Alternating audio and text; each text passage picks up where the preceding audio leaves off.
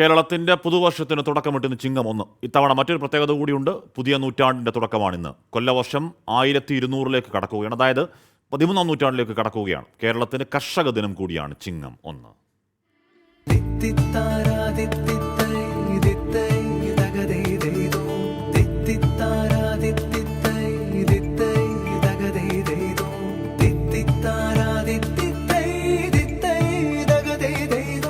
കാർഷിക സംസ്കാരത്തിന്റെയും ഓണക്കാലത്തിന്റെയും ഗൃഹാതുര സ്മരണകളുമായാണ് ചിങ്ങമാസത്തിന്റെ വരവ്. തോരാമഴയുടെയും വറുതിയുടെയും മാസമായ കർക്കടകം കഴിഞ്ഞെത്തുന്ന ചിങ്ങപ്പുലരി.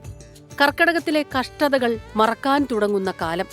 കാണം വിറ്റും ഓണമുണ്ണാൻ നാടും വീടും ഒരുങ്ങുന്ന ദിവസങ്ങളുടെ തുടക്കമാണ്. തുമ്പയും മുക്കുറ്റിയും കണ്ണാന്തളിയും പൂവിടുന്ന തൊടിയും പറമ്പും സ്വർണവർണ്ണമുള്ള നെൽക്കതിരുകൾ പച്ചപ്പാടങ്ങൾക്ക് ശോഭ പകരുന്നു.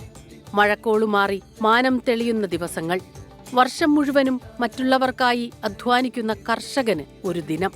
ചിങ്ങം മുതൽ കർക്കിടകം വരെ 28 മുതൽ 32 വരെ ദിവസങ്ങൾ ഉണ്ടാകാവുന്ന 12 മാസങ്ങളായാണ് കൊല്ലവർഷത്തെ തിരിച്ചിട്ടുള്ളത്.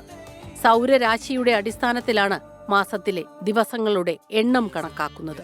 പ്രതീക്ഷയുടെ ചിങ്ങപ്പുലരിയിൽ കൊല്ലവർഷത്തിലെ ഒരു പുതിയ നൂറ്റാണ്ടിനു കൂടി തുടക്കമാവുകയാണ്. Research desk 24.